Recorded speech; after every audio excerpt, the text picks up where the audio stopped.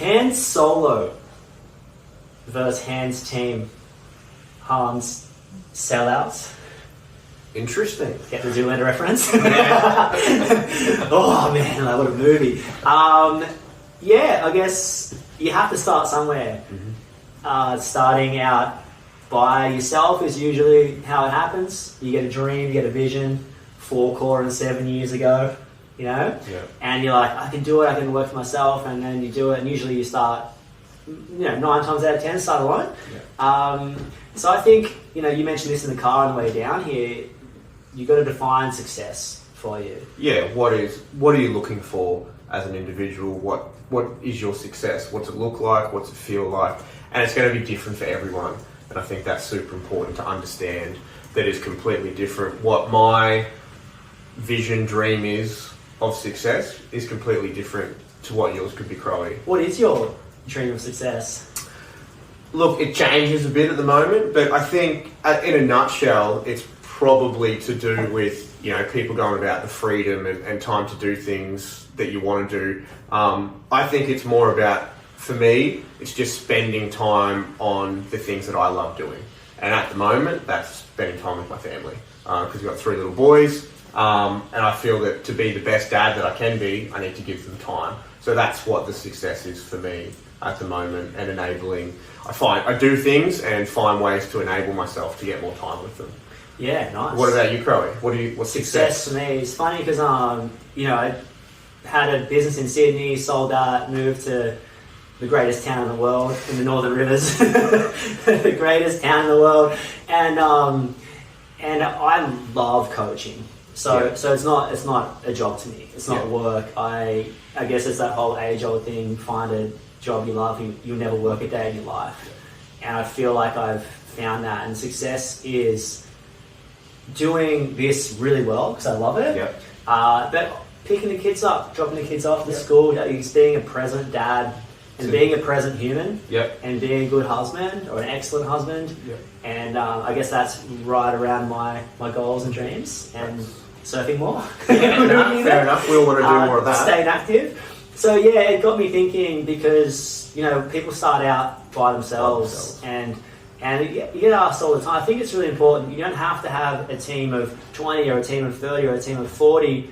And I reference the point that my personal opinion is that you can manage, depending on your natural management abilities, by yourself between 7 and 12 staff members. Somewhere around that before you need that operations manager.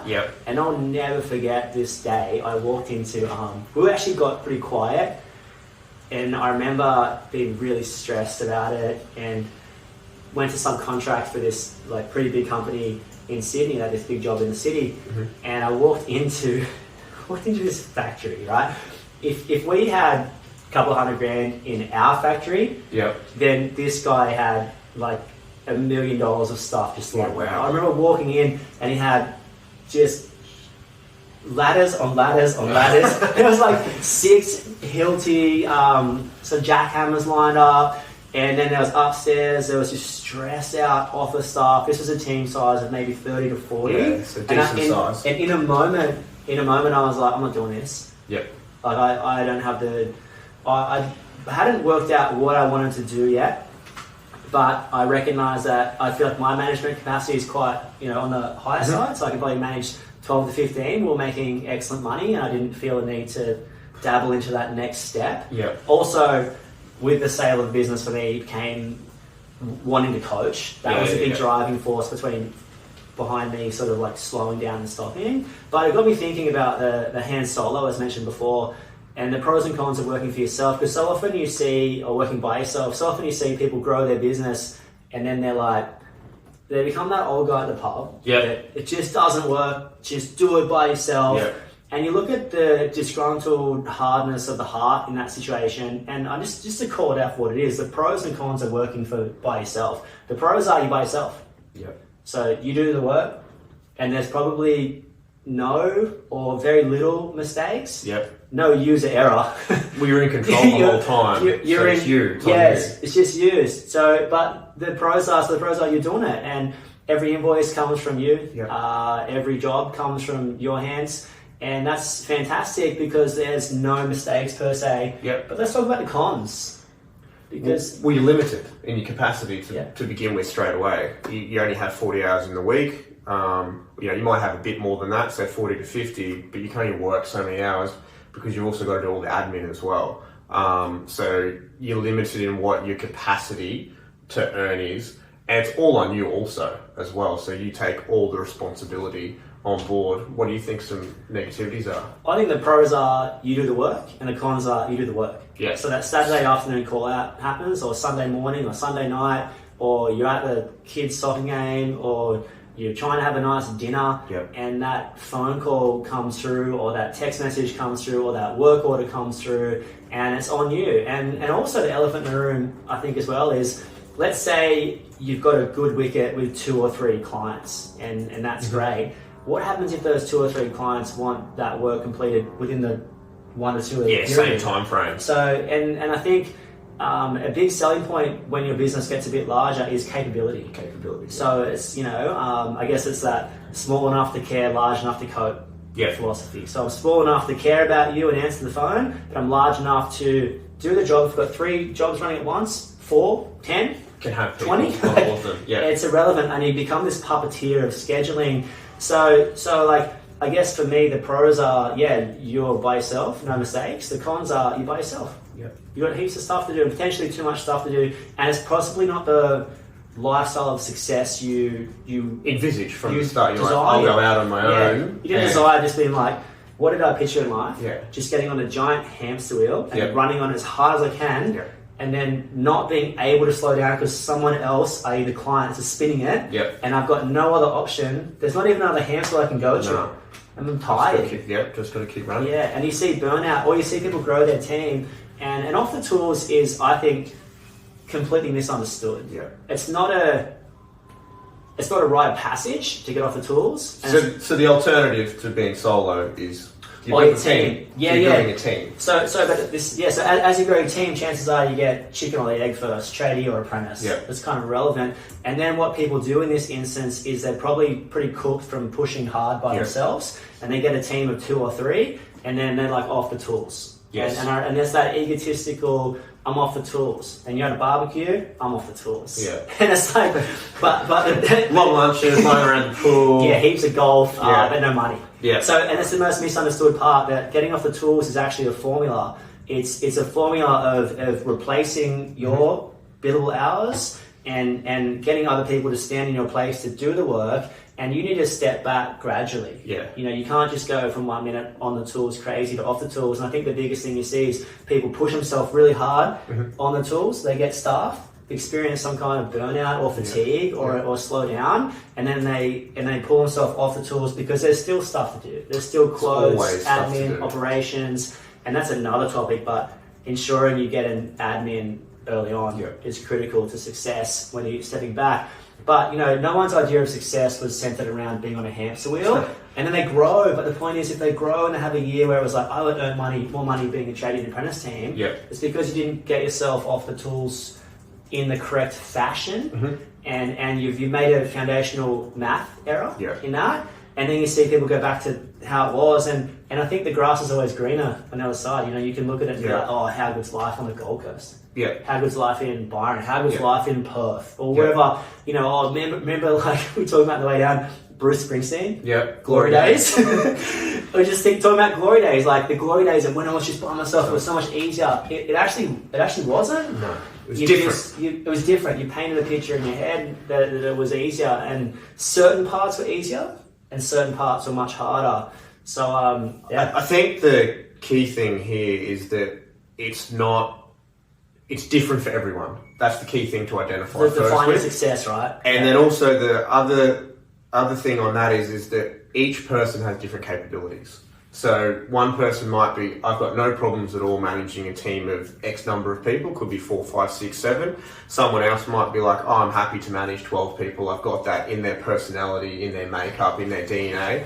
Other people, terrified of managing people. So I think it's really clear that we make that point that everyone is different, and obviously, like we talked about at the start, different levels of success, or what the determination is of their success. So it's not a one size fits all, and that's, I suppose, we're definitely not about that. To coach people is that we identify that everyone's different, and different things suit different people, and that's really important to understand. Different folks. 100%. It's really important to understand that everyone is going to be slightly different. Their capabilities are, because with a team comes its own problems in itself. Yeah, mo money, mo problems. Yep. Mo staff, mo problems. Yep. Who was that Biggie? Maybe. It could have been. Bone Thugs. And Hum. Yeah. Great 90s We had a classic. bit of a talk about Fabulous before. More staff, more problems. And that's only referenced in, you picture this, if you do 40 hours of work, X amount of mistakes, 400 hours of work, X amount of mistakes. Let's just take a percentage. Let's say there's 10% of mistakes in 40 hours, 4 hours of mistakes. 10% in 400, 40 hours. It's only part and parcel of the territory. They happen. They happen to everyone. They happen to you. They happen to me. They happen to your staff members. Everyone's entitled to a bad day. We all make mistakes. We're human. We all make mistakes. So it's like the elephant in the room is, I guess, making sure, I guess, foundationally in a trade business, you want, just picture labour coming to you, you move it on at a profit. Yeah. Materials come to you, you move it on at a profit. Yeah. Subcontractors come to you, you move it on at a profit, right? So your kind of hand has been dealt. Yeah, they're the ways that you can. They're the ways you can make money. You make money through, and maybe there's avenues you can make a bit more money, whether it's as built or different documentation or different skill set. But predominantly, you're moving labour, materials, and subcontractors through you. Yep. And if you're moving less, materials are, almost directly proportionate to how much labour you're doing. Yeah, you've got 400 hours of labour, you're moving a lot of materials. You've got 40, you're moving a lot less. Yep. So your 20% of $1 million is a lot more than 20% of 100 grand. 100%. So it's establishing foundationally in the trade sense that you are making money from labour, materials, and subcontractors. So the more labour that goes through you, the more money you should be making. Yes. And if we can, I guess, pull ourselves back and pull the emotion out of it and start to recognise that, hey, this thing's just a formula. It's just a spreadsheet that we need. And we've got these spreadsheets that pretty much guide and direct you. I think on this is probably the best way to sum it up. The mission is fixed. Yep. What the mission for everyone is, we want some time, we want some money, and I want to go to Europe and eat pizza, have gelato, and put on a couple kilos. Yep. except in Rome, if it's like 400 degrees, sweating. So the mission is fixed. We get it. You started a business for time and money, like every single other person. But the method is flexible. Yes. And the method for that is like, do I want 3 staff, 6 staff, 9 staff, and 12 staff? And you can have the best intentions, but when you put yourself under immense stress and pressure, you're just going to do some dumb stuff. Yeah, make some silly Midnight Oil. mistakes. Is that Midnight Oil? I've done all the dumb things. It's Paul Kelly. Same thing. Maybe. Both Australian. Aussie rock, Yes. man. Oh man, Patricia's just like shaking her head now. Anyway, so it's like, the mission is flexible depending on what you want to achieve out of business and life, and you might want to sell the business eventually. In that case, if you're only selling it and it's just you're just selling. You're selling a client base, like goodwill. You're sending a couple of phone numbers, and they're attached to you generally too. Yeah, also. and that's the disconnect here too. With like when your clients are attached to you and you only, it's a very hard way forward. I don't want Cam, I want Greg. Yeah. We've all been there. Yeah. How did you get out of that, by the way? Introduce the team. So we take them to site, build the confidence up with the client by essentially displaying the skill set of the tradesman that was going there, and then slowly building the trust with them, and then getting them to communicate also with the client. So then, I've got clients now who, Dan, one of our service tradies, that they just call Dan now. So they don't even call me anymore because he has the relationship with them now. And I think it's about handing that over. It's a control thing though. You've got to be comfortable with letting go, and a lot of people have difficulty with that. I think it's one of the best feelings in the world when you have that ability to be like, no, the boys have got this, the girls have got this, they're going to sort this out for me. And I think that comes with building a team so that you're all, one team, one dream scenario. We've all heard that before. And it's about instilling the trust and the confidence in the client to hand it over. Just quickly out of 10, what's your skills like on the tools? Skills? Yeah. Look, they're still fantastic. I just need WD-40 sometimes to lift the flies up. The flies haven't moved. It's funny, I actually roughed in our house. We just finished a pretty large reno and had to do the same thing. Mm-hmm. I was like, can't use these pliers. They are not opening. And then I lost my side cutters. Yeah, no, fair enough. But I think one really important takeaway from that is that know your skill set as well. Like, you can be a really good tradesman, but it's no good being the leader and the owner and still being on the tools all the time if you're running a team, but also balancing that act when you're growing so that you don't, like you said before, leave too early and be the person that's like, I'm off the tools, but really you've got your team isn't large enough for you to leave yet, or the skill set might not be in your team yet, so you still need to build that confidence and skill set within the team, because the more mistakes they make, the more hurt you feel. Like you said, instead of having 40 hours now, you've got 200 hours a week, and 10% of mistakes on 200 is 20. So it's about identifying your skill set as a person and understanding that and utilizing it to your best strength. And I guess what a key point is to make is that identify your success, or what you want to succeed, or what you see your success as, and knowing what that is. And for some people, it could be a few staff, 2 or 3, and a couple of apprentices, or it could be 20, but it's going to be different for everyone.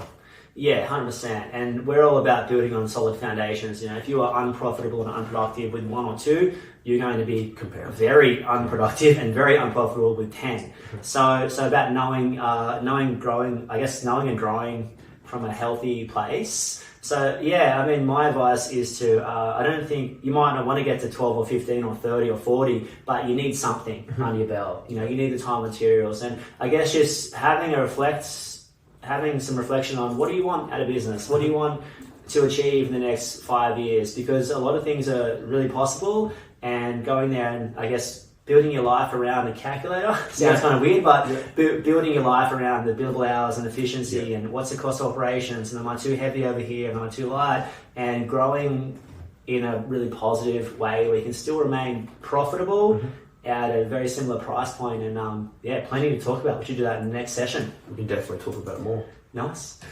So what would you do? Like, what's your key piece of information? Key takeaway with the team? Key takeaway with the team is knowing what your capabilities are, and feel comfortable within your ability to manage people, because that's what it is. You become a manager of people. So you need to identify what you feel comfortable with, because your skill set's changed now. So you need to understand what you want and what you want out of business.